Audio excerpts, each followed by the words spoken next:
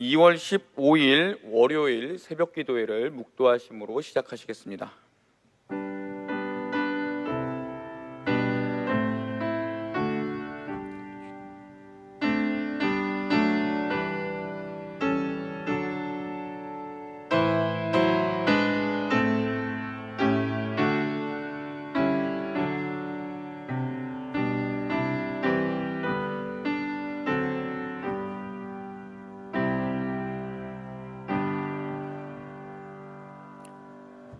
다 함께 사도신경으로 우리의 신앙을 하나님께 고백하시겠습니다. 나는 전능하신 아버지 하나님, 천지의 창조주를 믿습니다. 나는 그의 유일하신 아들, 우리 주 예수 그리스도를 믿습니다. 그는 성령으로 잉태되어 동정녀 마리아에게서 나시고 본디오 빌라도에게 고난을 받아 십자가에 못 박혀 죽으시고 장사된 지 사흘 만에 죽은 자 가운데서 다시 살아나셨으며 하늘에 오르시어 전능하신 아버지 하나님 우편에 앉아 계시다가 거기로부터 살아있는 자와 죽은 자를 심판하러 오십니다. 나는 성령을 믿으며 거룩한 공교회와 성도의 교제와 죄를 용서받는 것과 몸의 부활과 영생을 믿습니다. 아멘. 다 함께 찬송가 491장 찾으셔서 함께 부르시겠습니다. 찬송가 491장입니다.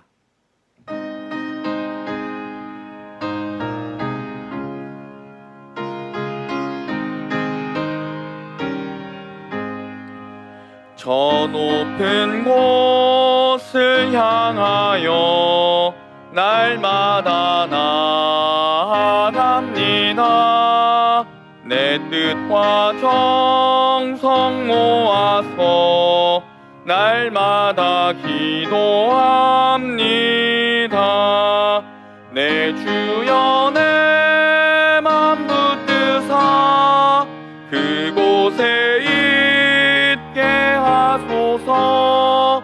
그곳은 빛과 사랑이 언제나 넘치옵니다.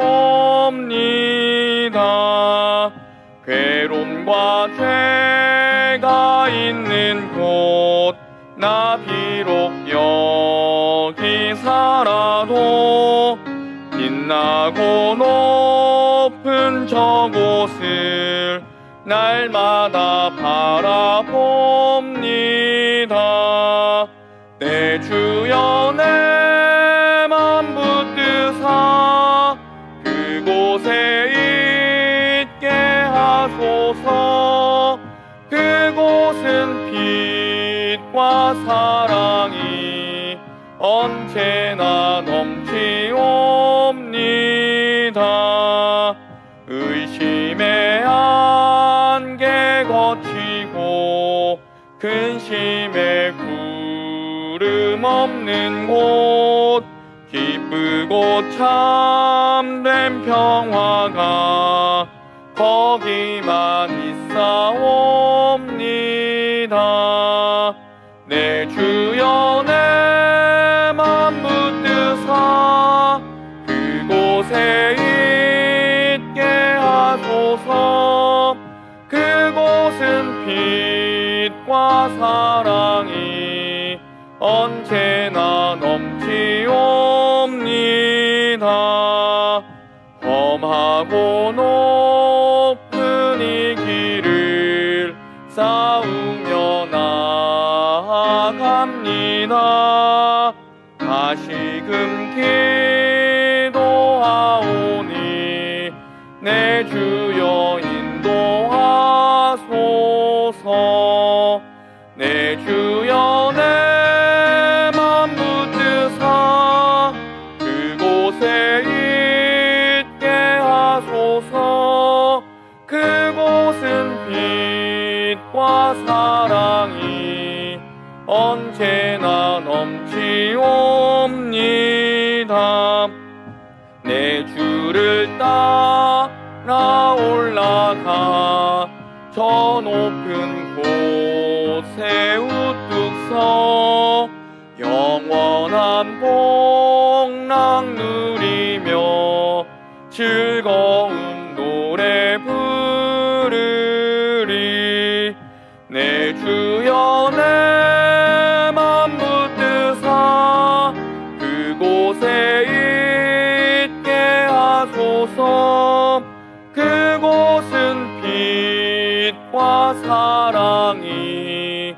언제나 넘치옵니다.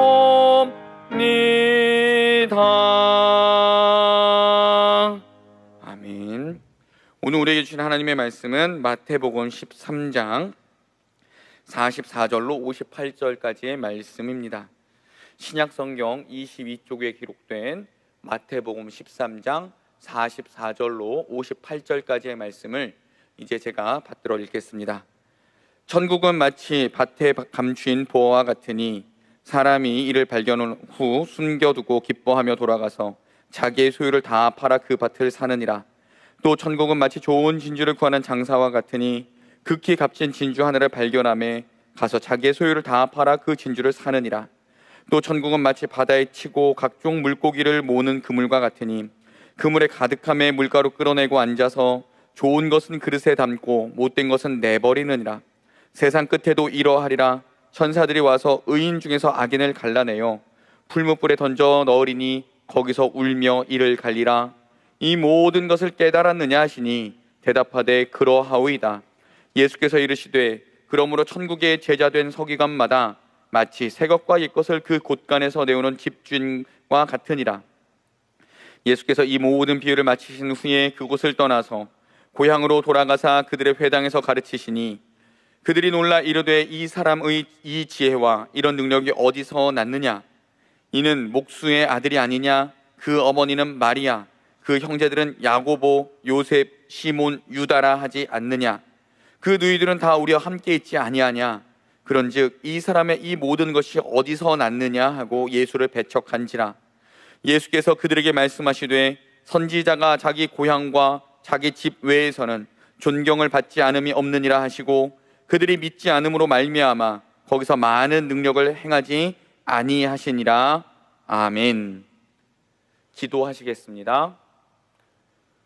사랑과 은혜가 풍성하신 우리들의 아버지 하나님, 민족 고유의 명절인 설 명절을 잘 보내고 일상으로 복귀하는 첫 월요일 새벽 시간에 우리를 다시 한번 하나님의 말씀 앞에 불러 세워주심을 감사드립니다.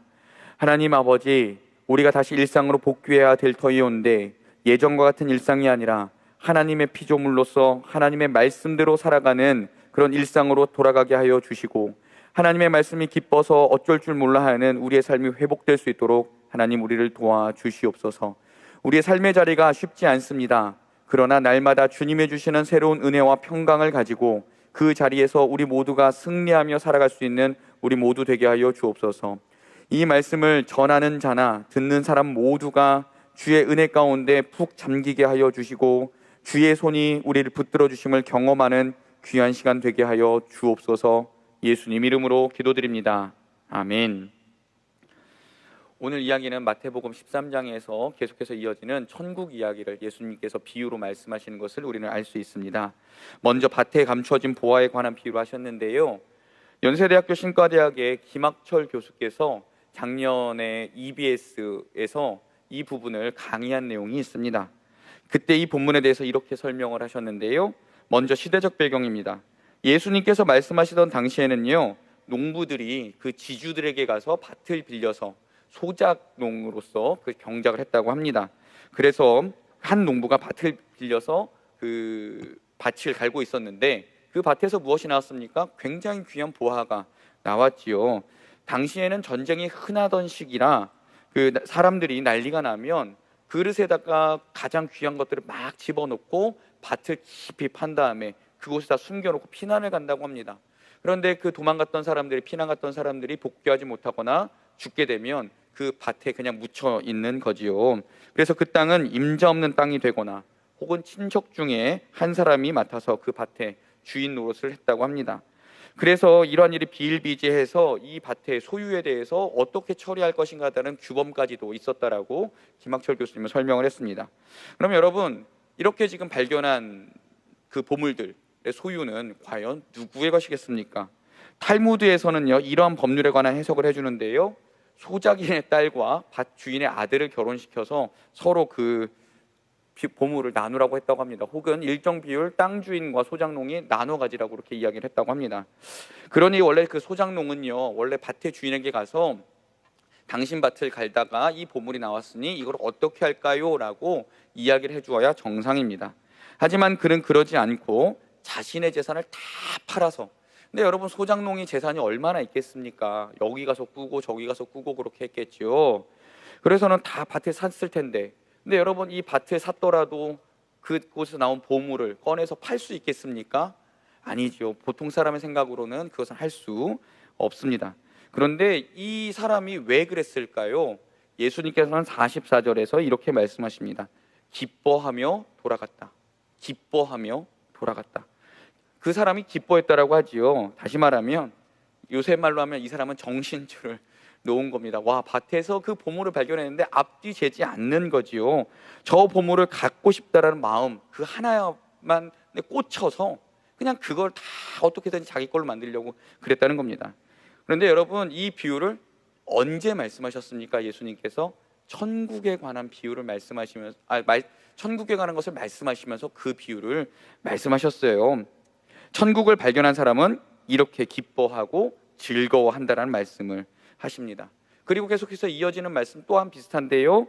어떤 사람이 진주를 발견하는 진주를 구하는 상인이었다고 하는데요. 그 사람도 굉장히 귀한 진주를 발견했다고 해요. 그런데 자기의 소유를 다 팔아서 그 진주를 샀다고 합니다. 여러분 이 진주 어디에 쓰겠습니까? 머리에 이고 잘까요? 아니면은 끌어안고 살까요? 전시할까요? 아무런 쓸모도 없지요. 그런데 여러분 천국을 발견한 사람, 주 예수 그리스도의 복음을 발견한 사람은 그렇다라는 것입니다. 어떤 것도 비교할 수 없는 그 즐거움, 어떤 것도 방해할 수 없는 그 몰입감, 그러한 것이 바로 하나님의 말씀, 천국을 발견했을 때, 하나님의 은혜를 경험했을 때, 구원의 감격이 있을 때의 마음이라는 것을 예수님께서는 제자들에게 그리고 무리들에게 말씀하신 것이지요. 요한계시록 2장에 보면 여러분 예수님께서 그 에베소 교회에 하신 말씀을 이렇게 기록하고 있습니다. 요한계시록 2장 4절에 기록된 말씀인데요. 제가 읽을게요. 그러나 너를 책망할 것이 있으니 너의 처음 사랑을 버렸느니라. 너를 책망할 것이 있나니 너의 처음 사랑을 버렸느니라. 주님은요 에베소 교회를 책망하시기 전에 먼저 이렇게 칭찬하셨습니다. 악한 자들을 용납하지 않고 자칭 사도라는 자들을 시험하여 거짓된 것을 드러내었고 여러 고난 가운데서도 주님의 이름을 위하여 견디고 게으르지 않았다. 굉장히 잘했다 에베소 교회 교인들아, 이렇게 칭찬하셨는데 그러나 너희가 그 첫사랑을 버렸다. 예수님 이렇게 말씀하십니다. 버렸다라는 단어는요 포기하다 혹은 벗어나다라는 뜻도 있어요. 그러니 주님을 향한 그 사랑을 포기했다라는 뜻도 됩니다. 사랑하는 여러분, 우리 예수님 믿고 구원받았고요, 하나님 나라의 백성이 되었고 하나님을 아버지라고 부를 수 있는 특권을 우리 부여받았지요. 그래서 처음 예수 믿고요 예배 드릴 때 찬양하고 기도하면 여러분 정말 예수님이라는 단어만 들어도 감격이 되고 눈물이 줄줄 흐를 때가 있었는데요, 예수님이라고 부르기만 해도 입가에 미소가 지어지던 그런 때가 우리에게 있었지요. 그런데 여러분 지금 우리의 신앙생활을 돌이켜보건대 우리는 무엇으로 인해 기뻐하고 있습니까? 주님 한 분만으로 만족하며 주님으로 인해 기뻐하고 주님을 생각하면 여러분 입가에 미소 지어지는 일이 있으십니까? 여러분 우리 다 같이 한번 찬송가 85장을 한번 펴봐 주시겠습니까?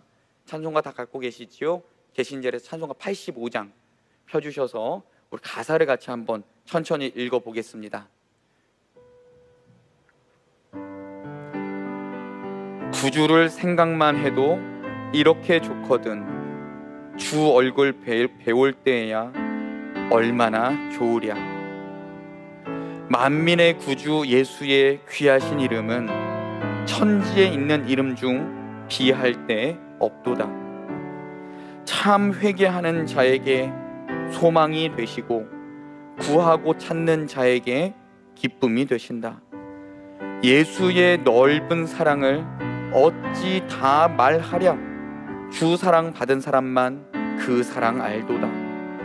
사랑의 구주 예수여 내 기쁨 되시고 이제로부터 영원히 영광이 되소서. 아멘. 우리 1절만 다시 한번 읽어볼까요? 구주를 생각만 해도 이렇게 좋거든 주 얼굴 배울 때야 얼마나 좋으랴. 구주를 생각만 해도 이렇게 좋거든. 주 얼굴 배울 때야 얼마나 좋으랴. 아멘. 이 곡은요, 라틴 찬송가인데요, 11세기에서 12세기에 걸쳐 활약했던 클레르보 지방의 베르나르라는 그 성직자가 작사했다라고 전합니다. 베르나르는요, 깊은 묵상을 통해서 하나님과 교제 나누기를 좋아했기 때문에 간혹 신비주의자로 불리기도 했지만, 그는요 중세 암흑기에 누구보다 실천적인 신앙인이었더라고 후세의 역사가들은 평가합니다. 이 찬송시를 기록할 당시 중세라고 하면요 굉장히 신앙의 암흑기라고 우리는 평가하지요. 당시 중세교회는 세속에 물들어서 영적으로나 도덕적으로나 매우 타락한 상태에 있었다라고 역사가들은 증언합니다. 이 곡은요 그러한 어두운 세상 속에서 항상 구주만을 생각하고 회개하고 기쁨과 소망을 찾았던 작시자의 간증적 고백이라고 할 수 있는데요, 사랑하는 여러분, 지금 우리가 살아가는 이 시대, 우리 교회들이 서 있는 이 시대를 바라보면요, 예수님 믿으면 구원받습니다. 예수님 믿으면 하나님의 자녀가 됩니다. 예수님 믿으면 하나님의 백성이 됩니다. 예수님 믿으면 하나님과 동행함을 경험합니다. 이러한 복음만 들어도 굉장히 기쁘고 즐거울 때가 있었는데, 이 복음에 덧칠해서 무엇인가를 자꾸 덧칠하지요, 더하지요. 예수 믿으면 부자 됩니다. 예수 믿으면 자녀들 공부 잘합니다. 예수 믿으면 건강합니다. 예수 믿으면 모든 것이 잘 됩니다. 이러한 번영신학, 말도 안 되는 신학들을 붙여놓는 그런 시대가 되었죠. 그리고 교회들은 날마다 타락하고 욕먹고 손가락질 받고 진절머리 난다는 소리나 듣고, 여러분 혹시 인터넷 댓글 보셨습니까? 그 중에 제일 많이 나오는 게 교회 좀 제발 폐쇄하라는 소리가 계속해서 나오고 있습니다. 기독교 2000년 역사 중에 중세가 가장 암흑기였다라고 하는데, 그때 이상으로 지금 우리가 서 있는 이 현실 속에서 교회들이 그렇게 암흑기를 지내고 있습니다. 그럴 때 여러분, 구주를 생각만 해도 내 마음이 좋거든, 주 얼굴 배울 때 얼마나 좋으랴고 고백했던 베르나르의 그 고백이 우리 안에 가득하면 얼마나 좋겠습니까? 주님만 생각하면 기뻐서 날뛰던 그때의 그 마음이 우리 안에 회복되면 주님께서 우리에게 말씀하셨던 세상의 빛과 소금의 역할을 우리가 잘 감당할 수 있지 않겠습니까? 밭에서 보화를 캔 사람이 굉장히 기뻐서 자신의 그 모든 것을 팔아 그 밭을 구입했듯이, 우리도 주님의 이름을 위해서, 그 우리가 믿는 신앙을 위하여서, 천국 복음을 위하여서 우리가 더 기쁘게 살아갈 수 있지 않겠습니까? 오늘 우리가 읽은 본문 바로 전에 예수님께서는 이렇게 말씀하시는 것을 우리는 꼭 기억해야 됩니다. 귀 있는 자는 들으라. 귀 있는 자는 들으라. 사랑하는 여러분, 이 귀가 육체의 귀는 분명히 아닐 것입니다. 분명 예수님께서는 듣고 깨달으라고 이렇게 말씀하셨습니다. 천국을 발견한 사람은 거기에 모든 것을 다 들여 자신의 소유로 삼고 기뻐한다고 하셨던 예수님의 그 말씀에 집중하며 오늘 하루 우리가 주님을 향한 첫사랑에서 어디서부터 떨어져 나왔는지 잘 점검하는 우리 장석의 모든 성도들 되시기를 주님의 이름으로 부탁드립니다. 그래서 오늘 하루를 살아가시는 동안 구주를 생각만 해도 이 찬양의 고백으로 오늘 하루를 살아가시며 천국을 발견한, 구원받은 감격으로, 하나님 나라의 백성이 된 감격으로 하나님을 아버지라 부를 수 있는 그 신분의 변화된 감격을 가지고 감사하며 기뻐하며 살아가는 우리가 될 수 있다면 얼마나 좋겠습니까? 사랑하는 여러분, 교회를 향한 수많은 지탄들이 있다 할지라도 그 속에서 우리는 구주를 생각만 해도 얼마나 좋은지 모릅니다라고 날마다 고백하며 살아갈 때에 주께서 주시는 은혜와 평강이 그 모든 어려움을 극복하고도 넘치게끔 우리를 붙들어 주실 것입니다. 이것이 주님의 약속입니다. 그 약속을 믿고 오늘 하루를 구주를 생각만 해도 기쁘고 감사합니다, 이렇게 고백하며 살아갈 수 있는 우리 모두 되시기를 주님의 이름으로 축원합니다. 기도하겠습니다. 하나님 아버지, 구주를 생각만 해도 이렇게 좋습니다 라고 고백했던 적이 언제입니까? 우리의 첫사랑은 언제였습니까? 정말 우리는 우리 안에 있는 천국 복음으로 인하여서 우리의 모든 소유를 팔아 그 천국 복음을 샀습니까? 거기에 우리의 모든 것을 드렸습니까? 오늘 하루를 그렇게 우리의 신앙을 점검하며 살아가게 하여 주시옵소서. 그래야 다시 한번 구주를 생각만 해도 이렇게 좋습니다, 주님 감사합니다, 주님의 은혜가 넘칩니다 라고 고백하며 오늘 하루를 살아낼 수 있는 힘과 은혜와 능력을 우리에게 덧입혀 주시옵소서. 그 은혜로 살아가는 우리 모두 되게 하여 주옵소서. 예수님 이름으로 기도드립니다. 아멘.